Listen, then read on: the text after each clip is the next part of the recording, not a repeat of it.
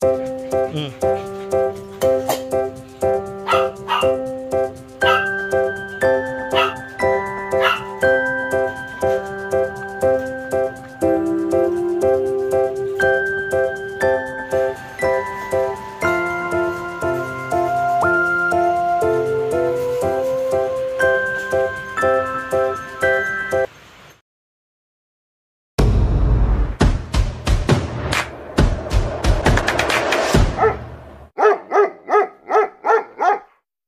Hi guys! So, kamusta? So, welcome back again dito sa aking YouTube channel, no? So, for today's video guys, meron akong i-share sa inyo kung ano nga ba yung ginagawa ko kapag napapansin ko na nawawala na sila ng ganang kumain. So, sa mga hindi po pala nakakaalam, ako po si John at ako po ay merong inaalagaan na 11 na aso. Ay, isa na doon ay ang Chihuahua at ang the rest po is mga Shih Tzu na po. At meron din kaming Aspin. So, ngayon guys, i-share ko sa inyo kung ano nga ba yung ginagawa ko kapag napapansin ko na tumatamlay na yung aso ko, ayaw kumain. Kasi yung mga alaga nating aso guys, talaga namang darating yung time na mawawalan sila ng ganang kumain. Especially kung yung kinakain ng alaga nyong aso ay paulit-ulit lang. Sa akin kasi guys, ever since yung mga alaga kong aso, ang kinakain talaga nila ay dog food lang. So, hindi sila kumakain ng iba. Kung madalas nagluluto ng chicken, hindi ako madalas nagbibigay ng liver. Kaya yung mga alaga kong aso, hindi naman din talaga ako nahihirapan magpakain. And yun yung advantage dun guys, kapag marunong kumain yung alaga nyo ng dog food. So, hindi kayo may stress kung ano nga ba yung papaulam nyo ngayon. Ano nga ba yung papaulam nyo bukas at sa mga susunod pang araw kapag yung alaga nyong aso ay sanay kumain ng dog food. At alam naman natin, hindi naman lahat ng nag-aalaga ng aso ay talagang puro dog food lang yung pinapakain. Before din kasi, nung buhay pa yung alaga kong aso na yung isa si Pochi ba yun? So, nagpapakain ako ng kanin, nagbibigay ako ng rice talaga before. Pero dahil nga sa nagtatrabaho tayo, minsan umaalis tayo.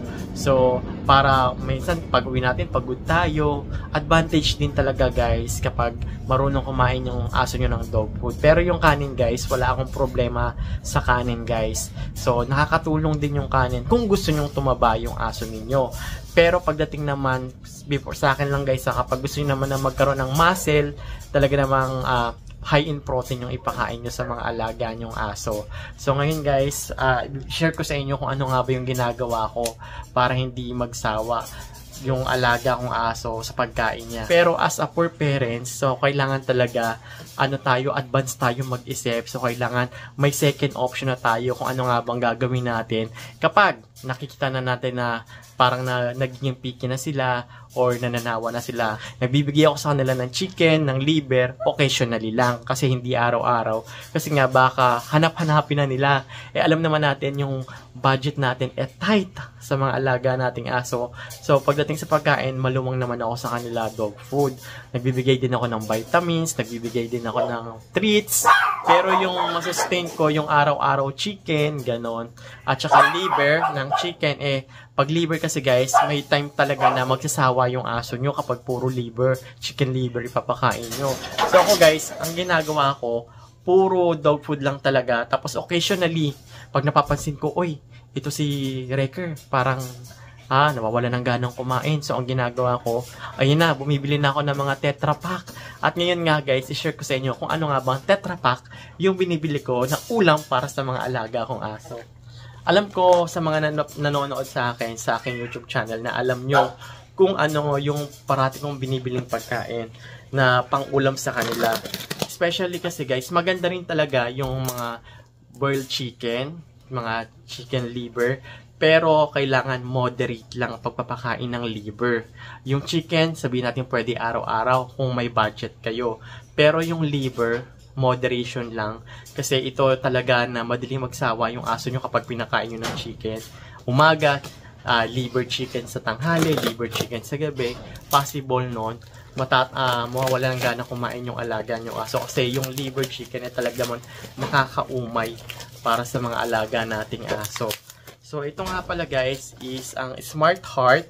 So, na-purchase ko siya sa Yellow Shop sa halagang nasa 37 lang yata each nito. Nasa 30 plus lang siya. So, sa Shopee kasi guys, kahit pa paano, mura rin talaga sa Shopee pagdating sa mga dog food. Ayan. So, kadalasan, ang binibili ko sa Shopee ay ang smoked chicken with vegetable. So, ayan guys. So, kapag napapansin ko na na hindi nila nauubos yung dog food kasi nananawa na, ayan. To the rescue tayo guys. Kailangan na natin bumili. At ito pa yung isa guys. Ito yung chicken liver flavor jelly. Ayan guys. So, ito nasa 30 plus lang to sa Shopee. At kung gusto nyo umorder nito guys, para makamura kayo, ilalagay ko na lang yung link ng store kung saan ako bumibili. Sa may comment section, i-click nyo na lang dyan. Lalagay ko rin dyan kung saan kayo possible makabili ng murang Smart Heart na pwedeng-pwede. Kasi ito guys, sobrang tested ko na to. Wala pa yan mga yan. Si Rabia, si Wrecker pa lang yung alaga kong aso. Ito na talaga yung binibili ko. Special dog food. Ayan, sa mga hindi po nakakaalam. Ayan yung kanilang dog food. Ito ay puppy. Tapos, ito naman yung kanilang Smart Heart adult na chicken. Ang maganda kasi dito guys, is talagang hibla siya ng chicken. Ayan yung itsura niya. Oh. Diba? Chicken na chicken siya.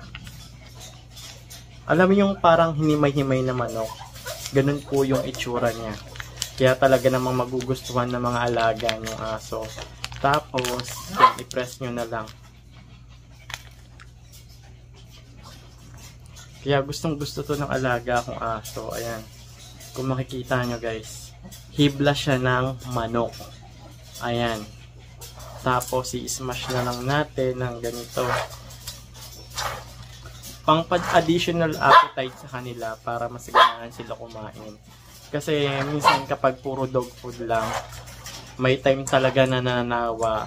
And kapag may time din kayo, pwede naman kayo magpakulo ng manok, ganyan, magpakulo ng atay. Pero yung atay, hindi kailangan parating atay kasi magsasawa. Tapos, lagyan nyo na rin ng onting gulay. Kapag may gulay kayong excess, katulad ng kalabasa, sayote, repolyo, ganyan. Carrots. Yan yung mga gusto ng mga alagang aso na broccoli. So, ganito ko lang yan ipapakain sa kanila. In-smash. Para may dagdag lasa sa mga alaga nating aso.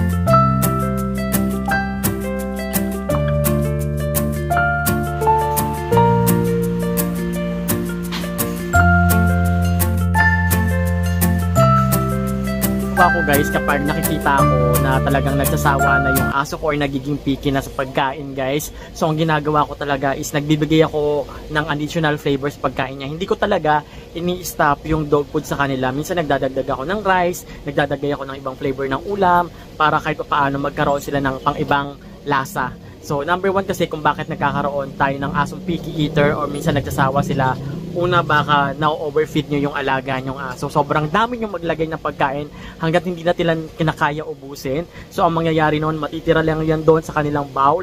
Tapos yun, mauumay na sila kasi hindi nyo nila tinanggal. So maamoy at maamoy nila yun. Kaya pag tinanggal nyo yun guys, tapos pagdating ng gabi, papakainin nyo ulit, yun pa rin yung maamoy niyang pagkain, talagang hindi niya nakakainin yun. Kaya dapat pag magpapakain kayo, alam nyo kung gaano kadami yung nauubos na alaga nyong aso. At kapag hindi kinain, tanggalin nyo. Tapos ibalik nyo after 30 minutes or 1 hour. I'm sure kakainin niya, guys. Kakainin niya na yan. Yung iba naman guys, gumagamit ng booster So ito yung mga nabibiling booster na flavor na siya. May chicken flavor, may liver flavor, may moringa flavor. Yung tinataktak lang sa pagkain ng dog food, na pagkain ng aso. Para yun yung magbibigay flavor para kainin niya. May mga effective din talaga na ganun. Pero na-try ko na yun, hindi naman siya ganun talaga consistent na magugustuhan ng alaga yung aso, na yun at yun lang din yung matitikman niya. Effective siya sa una, pero pag tumagal, parang hindi niya na magugustuhan. So talaga mas maganda yung maibalik mo yung talagang appetite ng aso nyo sa pagkain. And then third guys, so ang ginagawa ko para maibalik ko yung appetite niya, hindi ko matanggal yung dog food niya, bumibili talaga ako ng Tetra Pak na ulam. Yan, ginagawa ko alternate yung flavor. Chicken sa umaga, tapos gabi naman yung liver, tapos minsan may beef din. Pero ngayon kasi ang nabili ko lang kasi guys ngayon ay chicken at saka yung liver jelly. So minsan sa umaga binibigyan ko ng chicken, gabi chicken liver. Tapos minsan nagpa-fasting din ako guys. Napaka-importante na marunong kayo mag-fasting. I-fasting niyo yung aso niyo ng 12 hours para bumalik yung appetite niya, para magutom siya. Pero wag niyo naman gugutomin talaga ng papalipaan, yung malilipasan talaga ng gutom ng sobra-sobra, kasi baka naman magsuka niya ng ng dilaw or ng puti, kasi minsan kasi pag nalilipasan ng gutom yung mga alaga natin, talaga naman nagsusuka sila ng kulay dilaw. So yun yung ginagawa ko guys, kapag napapansin ko na ayaw kumain, parang hindi niya na nauubos yung pagkain niya. So yung ginagawa ko, fasting, nag-a-additional ako ng flavor ng ulam nila, tapos mini-make sure ko na yung siniserve ko sa kanila is sakto lang sa kaya nilang ubusin. Hindi ako nag-overfeed, kasi kapag nag-overfeed, automatic mananawa sila. And yun lang guys, that's it for today's video, dog scaring tip. And sana may natutunan kayo dito sa aking video na to sa YouTube channel. So if you like this video guys, so please support my YouTube channel. So please subscribe at huwag niyo kalimutan na i-hit ang notification bell icon on para ma-notify kayo sa mga susunod natin panibagong video na gagawin dito po sa aking YouTube channel. At guys, kung meron naman kayong question or suggestion kung paano pa ba natin i-improve yung appetite ng mga alaga nating aso, of course, kailangan natin magbigay ng vitamins at saka supplement. So, yun lang guys. That's it for today's video. At ayun guys, nasa tindahan tayo sa Carina Store sa Taguig. So, kapag gabi guys, so talaga yung priority ko yung mga alaga kong aso. Kasi sa umaga, pinapakain ko na sila bago ako umakyat dito. And then sa gabi naman, pinapakain ko ulit sila pag uwi ko. So 2 times ko sila pinapakain. Pero minsan nagpa-fasting din talaga ako sa kanila kapag nakikita ko na minsan nawawala sila ng gana sa pagkain. So yun lang guys, that's it for today's video. And please like, share, and subscribe. At maraming salamat po sa mga bagong followers natin sa ating Facebook page, sa TikTok, at saka bagong subscriber natin dito po sa aking YouTube channel. At hanggang dito na lang guys. Thank you for watching at see you on my next vlog. Bye-bye!